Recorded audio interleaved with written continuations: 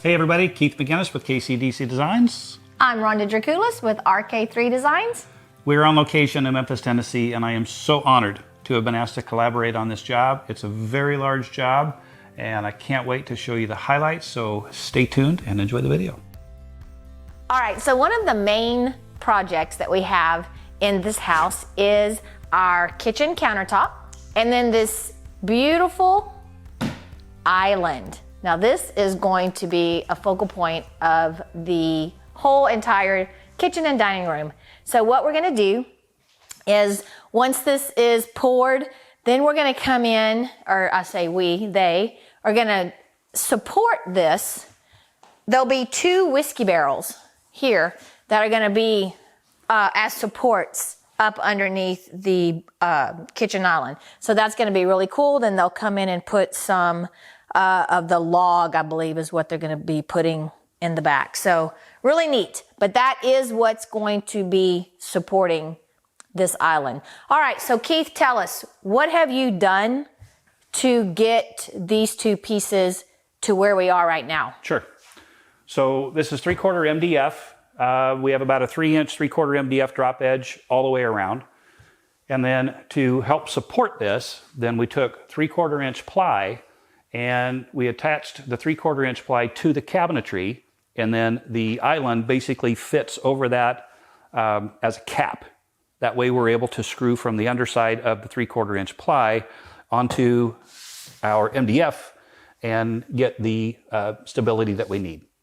All right, good. So what are we gonna do from this point on? From this point on, we created a beautiful rock edge all the way around. We got fairly aggressive with it. And we got it ground down and bondoed, and now it's been sanded with 220, prepped, seamed, and ready for the first coat of Stone Coat Countertop Undercoat.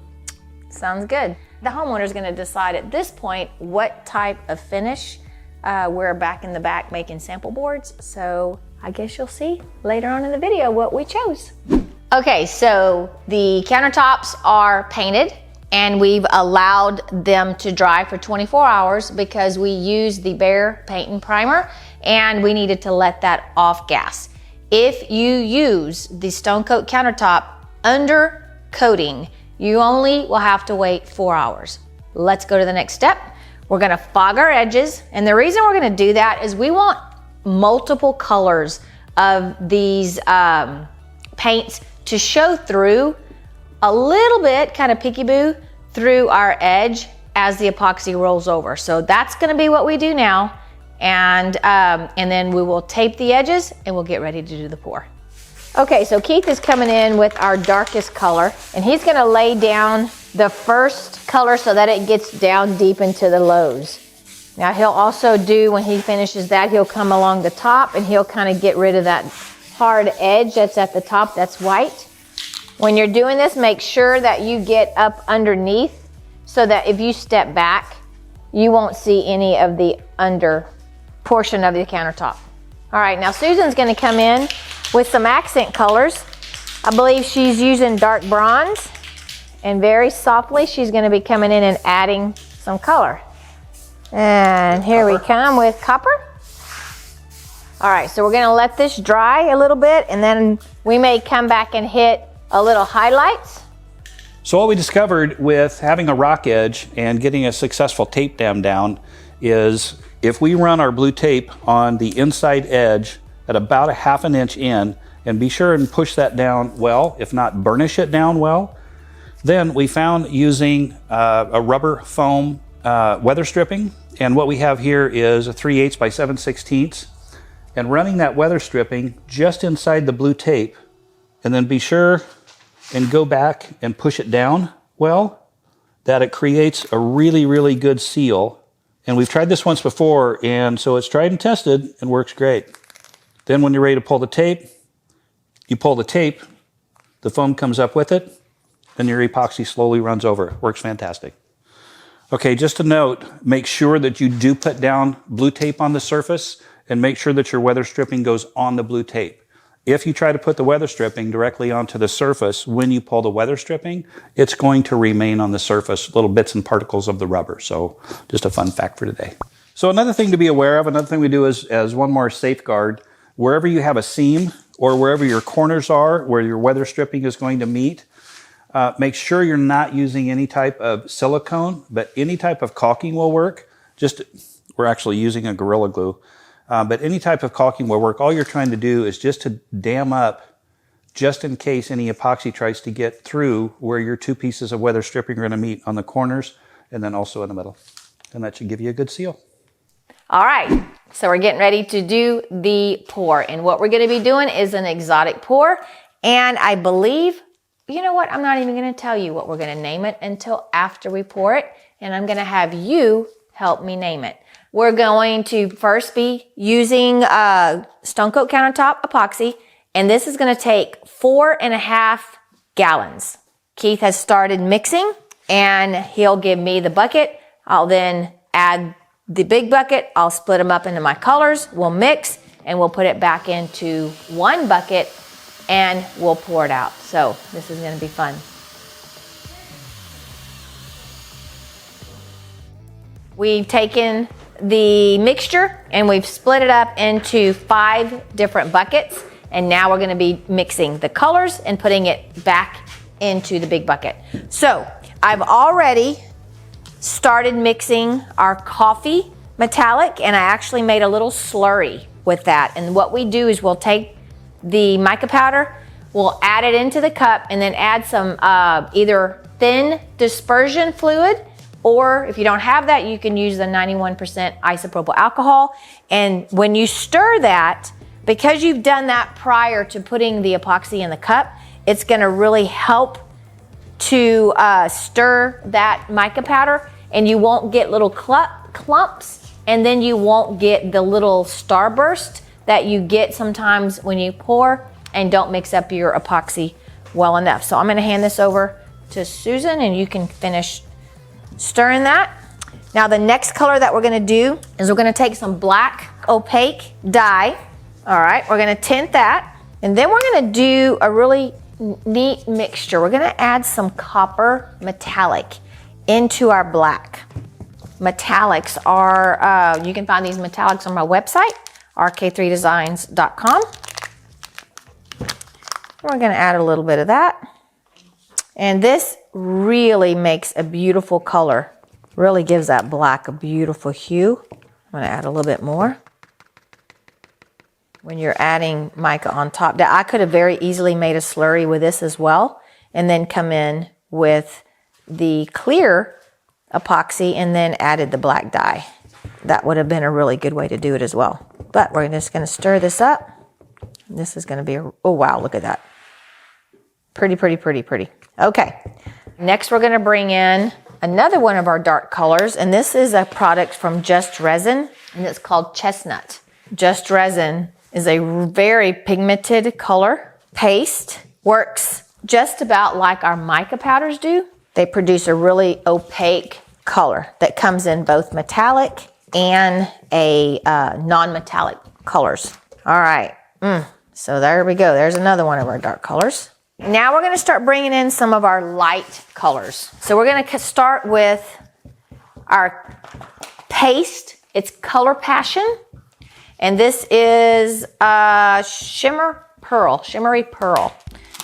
But we're gonna mix this because we want to warm this color up a little bit. We don't want it to be quite so bright. All right, so I'm gonna make that a little bit more opaque. Now being it's a lighter color, sometimes you use a little bit more of your lighter shades to get that opacity that you may be looking for. All right, now to this is a beautiful, this is the Color Passion. Isn't that pretty? Just a really pretty soft pearl color. Now what we're gonna do to that, to kind of warm that color up, because we don't want quite so much of this to be white, I'm gonna come in with khaki, Rust-Oleum khaki in gloss. And we're gonna add a little bit at a time.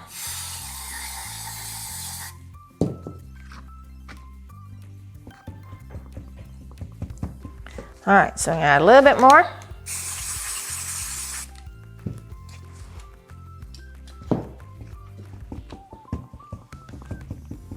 Okay, look how we warmed this up. This is gorgeous. Now, look at that. Now we've got a really creamy pearl.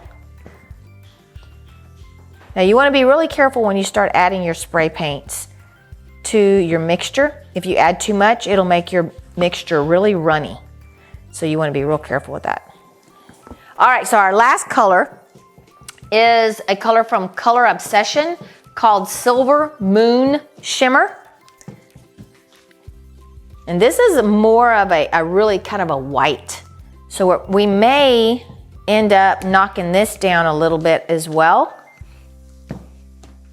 We may not want to go quite as white as it's looking. So we shall see. And we've got the homeowner standing right next to me, so she's going to tell me what she wants to do. All right, homeowner, what do you want?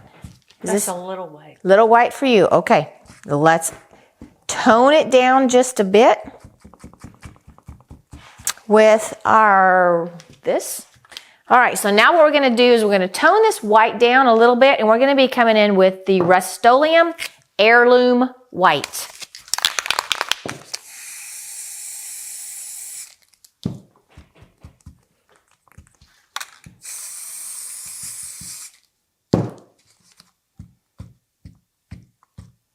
So now, oh wow, this is pretty.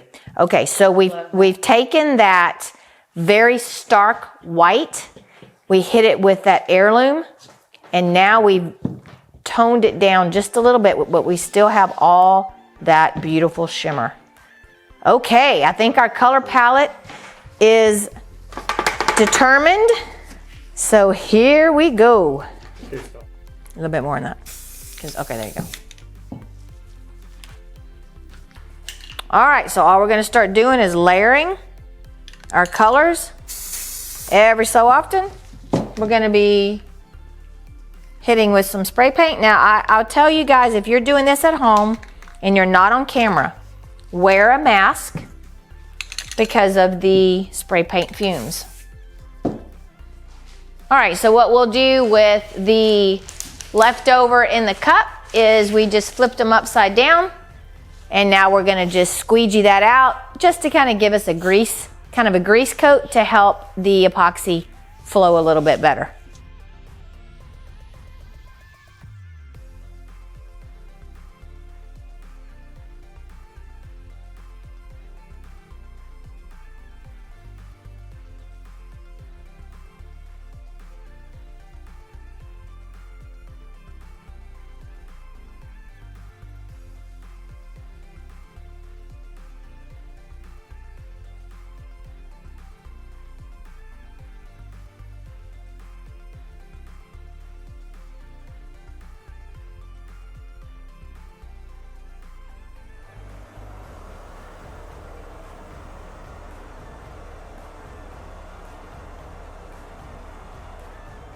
All right, it's been about 40 minutes and we're gonna pull the tape. That way the epoxy will flow over the edge.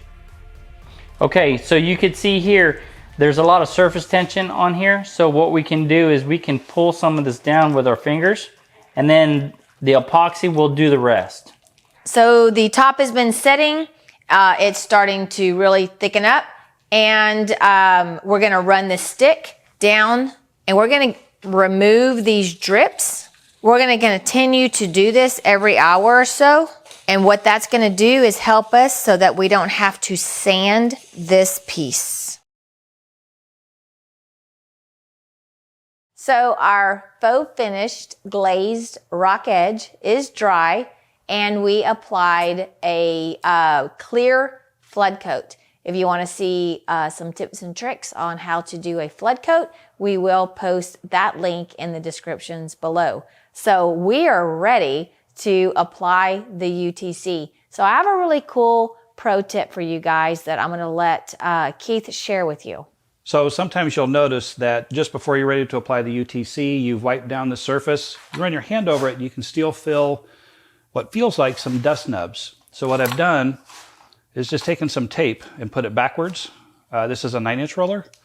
And right before applying the UTC,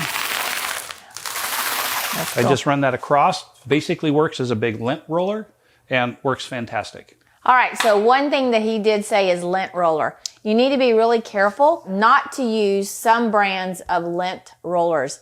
Lint rollers and tack cloths can actually have a residue, and when you wipe down the surface, you're actually leaving a residue that's going to compromise the application of the UTC. Guys, I am thrilled about the way this island and countertop turned out. Kenny and Keith did a fabulous job. So let me know in the comments below what colors you would have done.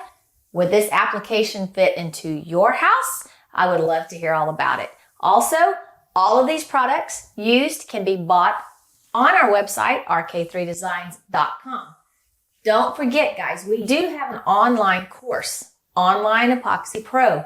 Check it out if you would like to have a very detailed, in-depth online course. I would also appreciate if you guys would subscribe to our channel. We're trying to get at least 50,000 subscribers by midsummer, and I know with your help, we can do it. Also, subscribe to our channel.